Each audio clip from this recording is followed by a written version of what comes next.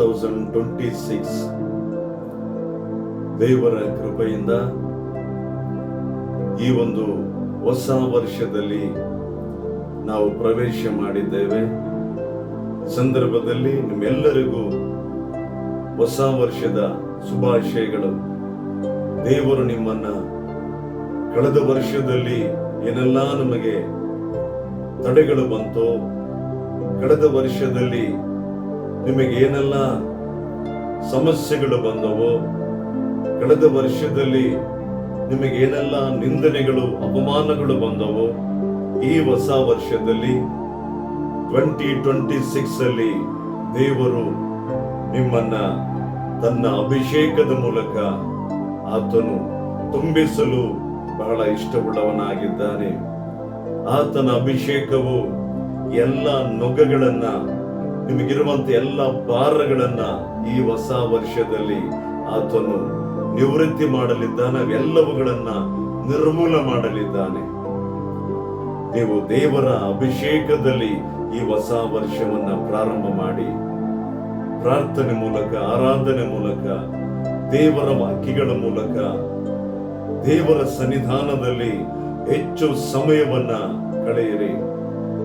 ಹೆಚ್ಚಾಗಿ ಸತ್ಯವೇದವನ್ನ ನೀವು ಓದಿ, ವೇದ ವಾಕ್ಯಗಳನ್ನ ಧ್ಯಾನ ಮಾಡಿ, ಅಭಿಷೇಕಗಳನ್ನ ಹೊಂದಿಕೊಳ್ಳ್ರಿ. ಅಭಿಷೇಕಗಳಲ್ಲಿ ದೇವರು ಕೊಡುವಂತ ಅನೇಕ ವಿಧವಾದ ಅಭಿಷೇಕಗಳು, ಆರಾಧನಾ ಅಭಿಷೇಕ, ಪ್ರಾರ್ಥನಾ ಅಭಿಷೇಕ, ವೇದ ವಾಕ್ಯಗಳನ್ನ ಓದುವಂತ ಅಭಿಷೇಕ, ಅನೇಕ ದುರಾತ್ಮನ ಕ್ರಿಯೆಗಳನ್ನ ತಿಳಿದುಕೊಳ್ಳುವಂತ ಅಭಿಷೇಕ, ಅವುಗಳನ್ನ ನಿರ್ಮೂಲ ಮಾಡುವಂತ ಅಭಿಷೇಕದಲ್ಲಿ ತುಂಬಲು ಪಡ್ರಿ. ಹೊಸ ವರ್ಷದಲ್ಲಿ ದೇವರು ನಿಮ್ಮ ಆತ್ಮಿಕ ಜೀವಿತದಲ್ಲಿ, ವೈಯಕ್ತಿಕ ಜೀವಿತದಲ್ಲಿ, ಕುಟುಂಬದ ಜೀವಿತದಲ್ಲಿ, ಪ್ರಿಯ ದೇವರ ಸೇವಕರೇ, ನಿಮ್ಮ ಸೇವೆಗಳಲ್ಲಿ ದೇವರು ಮಾಡಲು ಇರುವಂತ ಯೋಜನೆಗಳು ಈ ಹೊಸ ವರ್ಷದಲ್ಲಿ ನೆರವೇರಲು ಸಿದ್ಧವಾಗಿದೆ.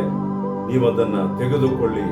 ಆ ಒಂದು ಅಭಿಷೇಕದ ಮೂಲಕ ದೇವರ ಬಳಿಯಿಂದ ಅವೆಲ್ಲವನ್ನ ನೀವು ತೆಗೆದುಕೊಂಡು ಅಭಿಷೇಕದ ಮೂಲಕ ಈ ಹೊಸ ವರ್ಷವನ್ನ ಪ್ರಾರಂಭ ಮಾಡಿ.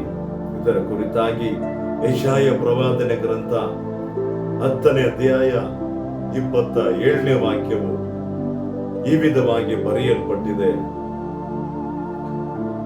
ಆ ದಿನದಲ್ಲಿ ಅವರು ಹೊರಿಸಿದ ಹೊರೆಯು ನಿಮ್ಮ ಬೆನ್ನಿನಿಂದಲೂ ಹೂಡಿದ ನೊಗವು ಕತ್ತಿನಿಂದಲೂ ತೊಲಗುವವು. ನೀವು ಪುಷ್ಟರಾದ ಕಾರಣ ನೊಗವು ಮುರಿದು ಹೋಗುವುದು. ಇವೆಲ್ಲ ನೋಡಿರಬಹುದು. ಎತ್ತಿಗೆ ಆ ಒಂದು ನೊಗವನ್ನ ಹೊರಿಸಿರ್ತಾರೆ. ಆ ನೊಗದ ಮೂಲಕವಾಗಿ ಅದು ಬಹಳ ಆ ಒಂದು ನೊಗವನ್ನು ತಡೆಯಲಾರದಷ್ಟು ಅದು ಬೇಗ ನೊಗವು ನನ್ನ ಬಿಟ್ಟು ಹೋಗಲಿ ಎಂಬುದಾಗಿ ಅದು ಅಷ್ಟರಾಗಿ ಅದು ಮುಂದೆ ಸಾಗುತ್ತಾ ಹೋಗುತ್ತೆ.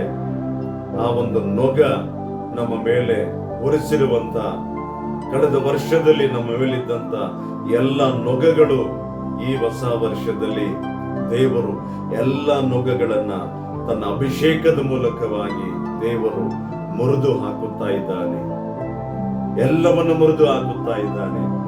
ನಿಮ್ಮ ಮೇಲೆ ಹೊರಿಸಿರುವಂತ ಎಲ್ಲ ವಿಧವಾದ ನೊಗಗಳನ್ನ ದೇವರ ಅಭಿಷೇಕದ ಮೂಲಕ ಇವತ್ತೇ ಎಲ್ಲವೂ ಕೂಡ ಅದು ಮುರಿಯಲ್ಪಡುತ್ತಾ ಇದೆ. ಯೇಸು ಕ್ರಿಸ್ತನ ಅಭಿಷೇಕವು ಎಲ್ಲ ನೊಗಗಳನ್ನ ಮುರಿದು ಹಾಕುತ್ತೆ. ದೇವ ಜನರೇ, ಪ್ರಿಯ ಸಹೋದರ ಸಹೋದರಿಯರೇ, ಪ್ರಿಯ ಕರ್ತನ ಮಕ್ಕಳೇ, ಪ್ರಿಯ ಸೇವಕರೇ, ಪ್ರಿಯ ಘನ ಅಭಿಷೇಕ್ತರೇ, ಎಲ್ಲರೂ ಕೂಡ ಅಭಿಷೇಕದ ಮೂಲಕ ಹೊಸ ವರ್ಷವನ್ನ ಪ್ರಾರಂಭ ಮಾಡಿ. ಈ ವಾಕ್ಯದ ಅನುಸಾರವಾಗಿ ಯೆಶಾಯ ಪ್ರವಾದನೆ ಗ್ರಂಥ 10ನೇ ಅಧ್ಯಾಯ 27ನೇ ವಾಕ್ಯದ ಪ್ರಕಾರ ಎಲ್ಲ ಕುತ್ತಿಗೆಲಿರುವಂತ, ತಲೆ ಮೇಲಿರುವಂತ, ನಮ್ಮ ಶರೀರದ ಮೇಲಿರುವಂತ ಎಲ್ಲ ಭಾರವನ್ನ, ಎಲ್ಲ ಸೈತನ ನೊಗಗಳನ್ನ ಯೇಸು ಕ್ರಿಸ್ತನ ಅಭಿಷೇಕ ಮುರಿದು ಹಾಕ್ತಾ ಇದೆ. ಎಲ್ಲವೂ ಮುರಿಯಲ್ಪಡುತ್ತಾ ಇದೆ. ದೇವರು ಹೇಳ್ತಾ ಇದ್ದಾರೆ, ಎಲೆ ಹೊರೆ ಹೊತ್ತವರೇ, ಕಷ್ಟಪಡುವವರೇ, ನೀವೆಲ್ಲರೂ ನನ್ನ ಬಳಿಗೆ ಬನ್ನಿರಿ, ನಾನು ನಿಮಗೆ ವಿಶ್ರಾಂತಿಯನ್ನ ಕೊಡುವೆನು. ಮತ್ತಾಯನು ಬರೆದ ಸುವಾರ್ತೆ 11ನೇ ಅಧ್ಯಾಯ 28ನೇ ವಾಕ್ಯವು ಹೇಳುತ್ತಾ ಇದೆ. ದೇವರು ನಮಗೆ ಈ ಹೊಸ ವರ್ಷದಲ್ಲಿ ಅಭಿಷೇಕದೊಂದಿಗೆ, ನಮಗೆ ವಿಶ್ರಾಂತಿಯೊಂದಿಗೆ ನಮ್ಮನ್ನ ದೇವರು ನಡೆಸಲು ಸರ್ವಶಕ್ತನಾದ ದೇವರು ಸದಾ ಸಿದ್ಧನಾಗಿದ್ದಾನೆ. ದೇವರಿಗೆ ಮಹಿಮೆ ಉಂಟಾಗಲಿ. ಕರ್ತನು ನಿಮ್ಮೆಲ್ಲರನ್ನ ಬಲಪಡಿಸಲಿ.